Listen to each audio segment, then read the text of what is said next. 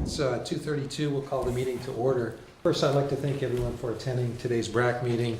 We're going to be covering three main items after the approval of the minutes. But just to recap before we start, we're going to be looking at a brief budget update, talking about an irrevocable trust for our OPEB liability, and then finally the IEPI indicators.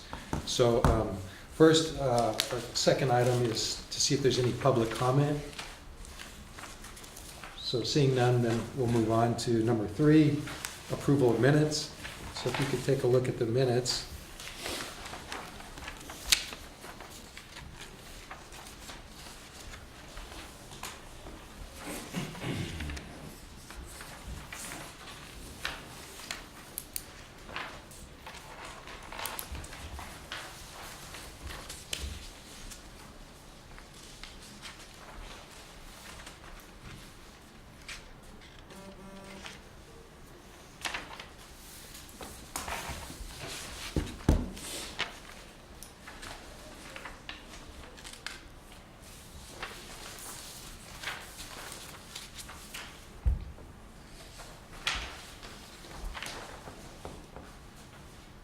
And once you've looked at those, take your time if there's a motion to approve.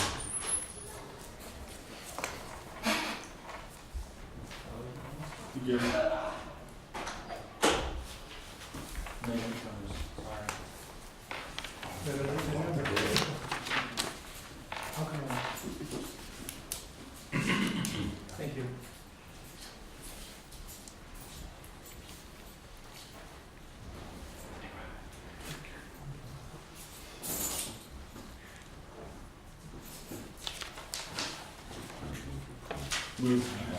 Move approval. Second? All those in favor? Aye. Any opposed? Okay, so the minutes are approved. Next, we'll go to number 4, report updates. Really, number A is a budget update, where we are in the budget cycle with the state.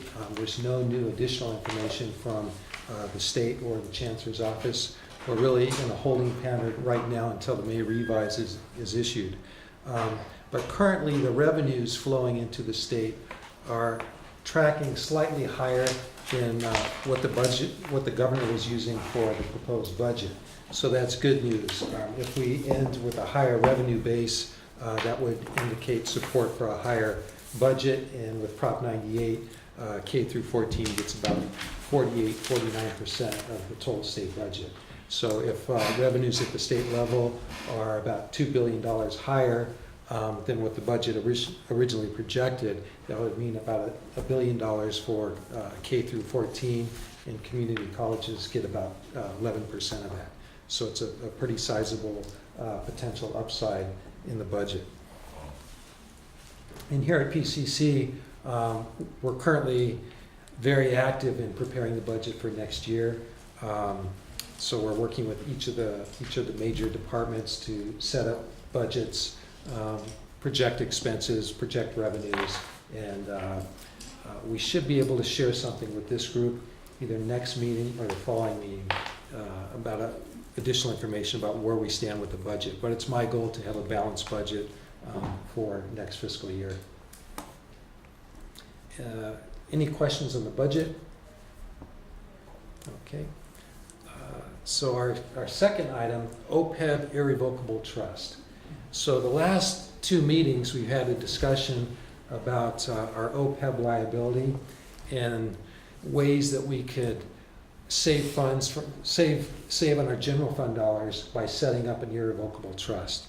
And a little bit of background that we've talked about in the past couple of meetings is our other post-employment benefits provide health benefits for staff who retire with 14 years of service. So if someone retires at 55 with at least 14 years of service, health benefits are provided until the age of 65, and then after 65, they receive a payment of $1,440 per year. In the past, state agencies, it was very common for state agencies to use a pay-as-you-go approach. So they wouldn't record a liability for the OPEB. And really, when you think about it, each person who's working now, there's there's a small liability for every year of service that they put in, because every year of service, they're earning credit towards that OPEB liability. So in the past, agencies didn't record that liability on the books, but there's new accounting pronouncements that require us to record that liability. And PCC hires a actuarial company to do a study for us every 2 years. And the last study was performed in 2016, and it calculated the liability for both past employees and current employees is $32 million. Currently, we have set aside $15 million. And according to the actuarial study, we would be required to contribute $4 million a year to keep up with the outflow for currently retired employees and building up our reserve for people who are currently working. So we have $15 million set aside to meet that liability, which is a pretty good chunk of money. The problem is, if we do not have an irrevocable trust, we're restricted how we can invest those funds, and they can only be invested with the county, and the county's earnings rate is very, very low. So over the last 3 years, we're averaging about $15 million a year, because money's coming in that we contribute are offset by monies going out. But over the last 3 years, our highest earning on $15 million was $110,000. So I don't know about anyone at this table, but if I had $15 million in the bank and it was earning $110,000, I would be very unhappy with that return. And we're really restricted, because if it's not in an irrevocable trust, we have no choice but to let the county invest it for us. If we do have an irrevocable trust, we can invest it through a management company, through safe investment vehicles, and earn a much higher return. I think we could generate at least $1 million return. So what that does, it goes towards meeting our OPEB contribution, our annual required contribution, our ARC payment. And also, when you have an irrevocable trust, one of the challenges with it, once you transfer the money over, you can't transfer it back. So if there's an emergency on campus, you can't transfer that money back. Once it's in the irrevocable trust, it's set aside permanently for that use. Can you borrow against it? Really can't borrow against it. Yeah. But if we do set up an irrevocable trust, what we can do, we don't have to transfer over the full $15 million. What would happen is we would set up a committee, including all of our constituency groups on campus, to oversee the irrevocable trust, how we invest it, what company we hire to manage the funds, how much we transfer over to the irrevocable trust. So we can make the decision to transfer maybe $5 million initially and see how that goes, and then monitor our actuarial study, and then decide to contribute more, contribute less.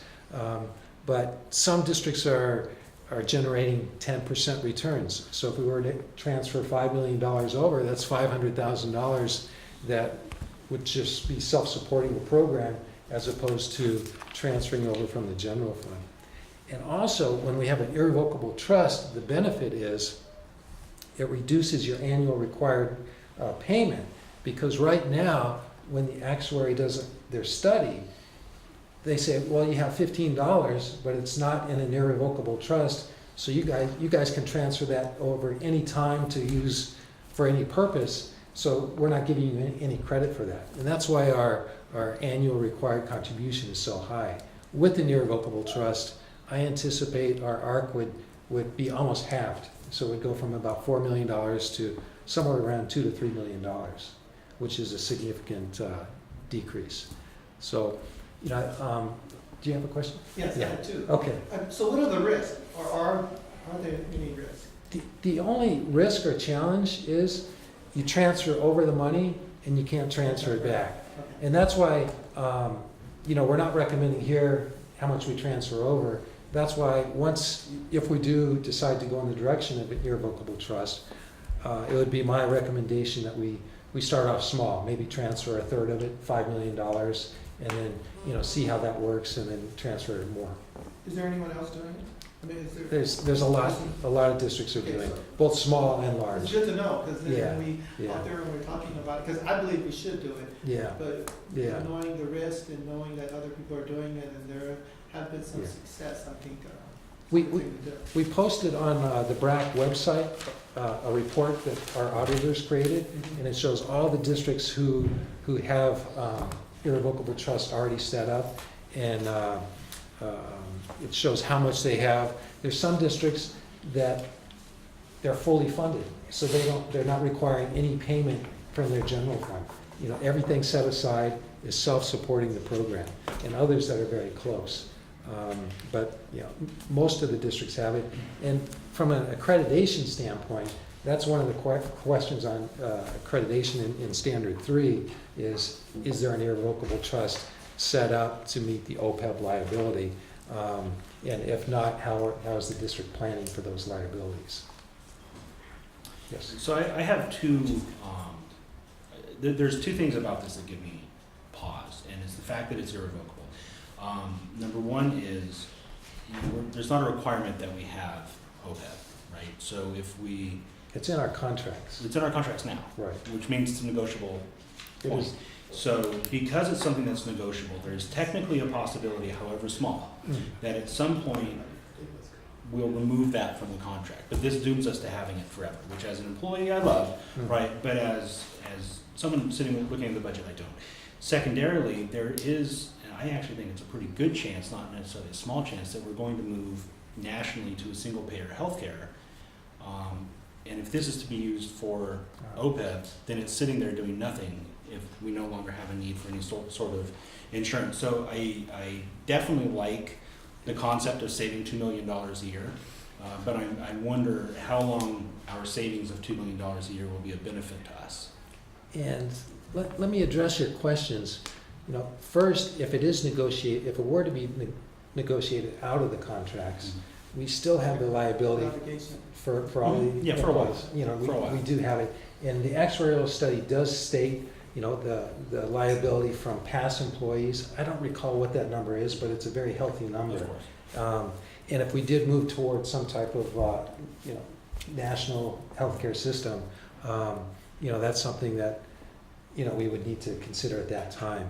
And that's why I suggest we move forward with the irrevocable trust, and then we're very cautious as far as what we transfer over. We could start off with a $2 million transfer over, or an amount that covers the liability for the employees who are already retired. But that's something we can definitely consider at that point. But very good questions. I'm cautious too. But I think that if, and God, your mouth to God's ears on the single payer, but if Congress were to ever get there, they could write into the law language that frees up irrevocable trusts that have been created to cover liabilities. That would be the chance to deal with it on a political basis. Yeah. Great faith in them. Well, you have greater faith that you're running into single payer. So when you say irrevocable, is that absolutely under no conditions can this ever be broken? There's nothing that could ever break an irrevocable trust? Unless there's something in the law, if there was a law that says we could break it. But, yeah. But we're very restricted. But that's why if we set it up, we're very cautious as far as what we transfer over. We monitor what our liability is without transferring over too much. If our liability is 30 million, maybe we determine that we want to build up a base of 10 million.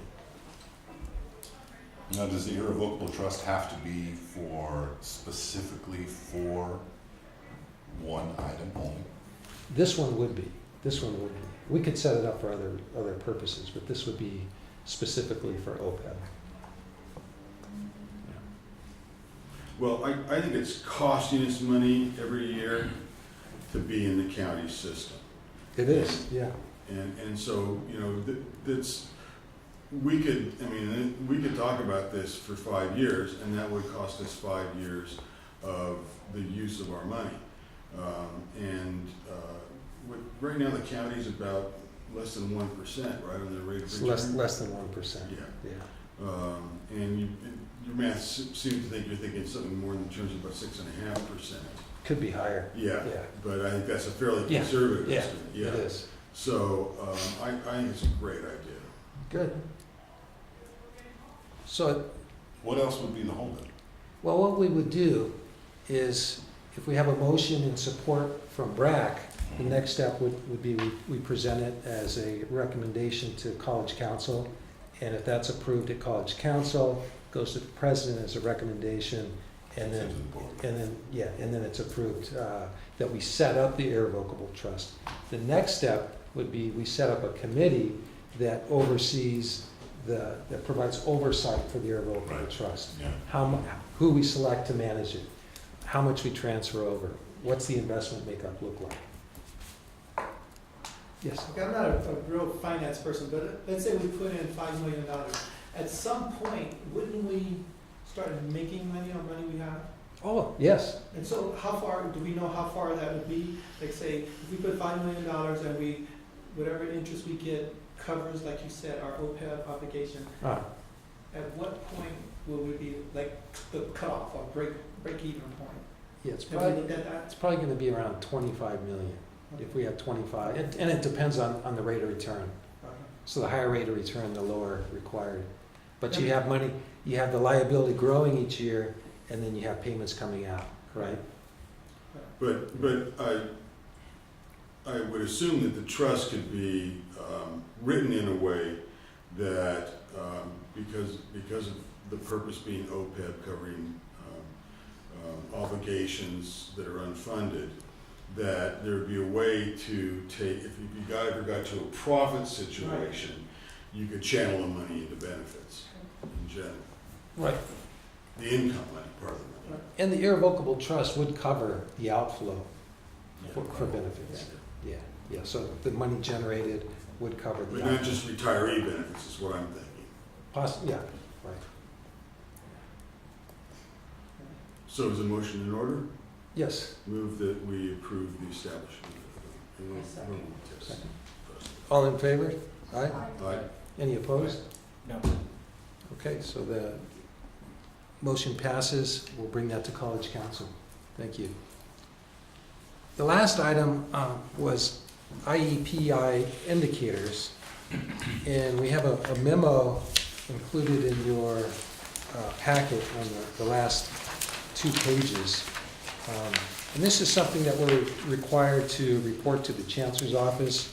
It's goals for several different items. What we're presenting here are suggested goals for fiscal-related items. And a lot of them are pretty straightforward, like you have a clean audit report, no audit findings, things of that nature. But we've talked about this for the last couple of meetings, and I was hoping that we could move forward with this. It's something we still have time, but it's something that we'll need to provide to the Chancellor's office. So like the first item, our fund balance. So we have, the historical fund balances as a percentage of total expenditures, and we have a goal of 10% as a short-term goal and 18% as a long-term goal. And then salaries and benefits, here you can see the rates are, in the past we were 90%, we dipped down to the high 80s, and short-term goal, I would say 88%. Long-term goal, I would say higher, 92%. So I would suggest a change in that item. And the only reason for the increase is because we all know about the PERS STRS contribution, and that's just going to drive up our total compensation as a percent of our total expenditures. So I think a lot of districts, not just Pasadena, will see that measure increase because of the PERS STRS. No, isn't 87.5 like the generally considered Yeah, desirable goal? yeah, you want to be somewhere in the mid to, upper 80s. Yeah. Once you get above 90, it's, you know, you're tight. Almost everything's going for, you know, salaries and benefits. Makes it very difficult. So despite the fact that we have STRS and PERS obligations increasing, shouldn't we still aim for not being above 90 if that puts us tight everywhere? I mean, I know it's a hard goal. Yeah. Maybe a goal that we can't make, but is there not a benefit to keep a goal of remaining before we're totally strapped for cash? You know, ideally, yes, but really, the other things, it's so small. You have utilities, water, electric, you still have to pay for those items. Supplies, you know, contracts and things like that. So really, ideally, we would be able to shrink those, but I don't think it's really realistic. We could definitely leave that as a goal. Is there any penalty for not No. achieving your goals? There's no penalty at all.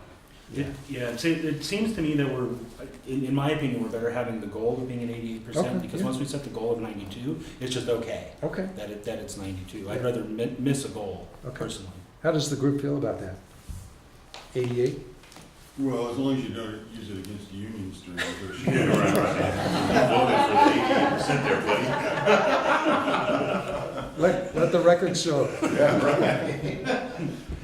Well, I think also because there's so much uncertainty as to how the state's gonna deal with this. Okay, And yeah. who knows, maybe they're Yeah. gonna come up with some kind of solution, hopefully. I mean, they have to. They have to, yeah. Something's got to Something's gonna have to give. Yeah. So then number 3 is the annual operating expense excess or deficiency. So, you know, basically what we have here is the short and long-term goal is the revenues coming in equal the expenses going out. So we're not operating in a mode where we're trying to build a huge reserve, but at the same time, we're not relying on our reserves. So we're using what we have to meet the needs of our students. So that's why 0 for the next short term and long term. Cash balance, you know, you can see the trend anywhere from 12 or 11 to about 25 million. So we're projecting or proposing a goal of 20 million and 25 million. Yeah. Why was this huge increase between 20, 2012 and 2013? It would probably have to do with the budget improving at the state level, where a lot of, there was pay downs of loans. Oh. And the state had borrowed from the community college system, so we got the payback. Yeah. They finally paid everything. Finally paid all that back. And then in 14, 15, it was consistently high just because of the environment we were in with one-time funding coming in, mandated costs. So really 20 million, it sounds like a lot, 25 million, but our monthly outflow, correct me if I'm wrong, it's around $13 million. So just to operate 1 month, it's about 13 million. So, And the figure that we're looking at is the combination of your reserve and plus your cash flow in, right? correct. Unrestricted. Yeah, general fund. Restricted and unrestricted general fund. So then we look at, number 5, audit findings. So we want to have a clean report. And last year, we actually had a clean report and no audit findings, which was excellent. State compliance. How often are we changing our auditors now? Because I know at one time we had Gil, Blankenmeyer, and Lawson forever, which isn't generally considered to be prudent. That's a good question. We're required to change the audit partner every 6 years, but our audit contract will expire after this year's audit, and I plan to do an RFP just to make But sure. they're with benefits. Yeah, just to make sure that we're competitive. We have the best deal in a reputable firm. So the firm that we have, we think is doing a great job, but we should open it up and let others. So we bid probably on it. won't hire the guys that do the Oscars. Probably not. Price Waterhouse? Yeah. Yeah. So once you do that, are these guys gonna come and whine to the board about, It's a good one. Yeah. Broader. what is that all about? So those are really the items. So if there's support to move this forward, and again, what would happen if this is moved forward from BRAC, it would go to College Council, presented there. If there's support there, it would go to the Need president. a motion to We move it on? need a motion. Move that we approve these goals. Okay, Second. second. All those in favor, say aye. I'm getting my names on too much of this stuff. Any opposed? I'm sure. Motion carries, item passes. And we have our next BRAC meeting set for April 27th. And meeting adjourned. Thank you. Thank you all for attending, appreciate it. Nice work.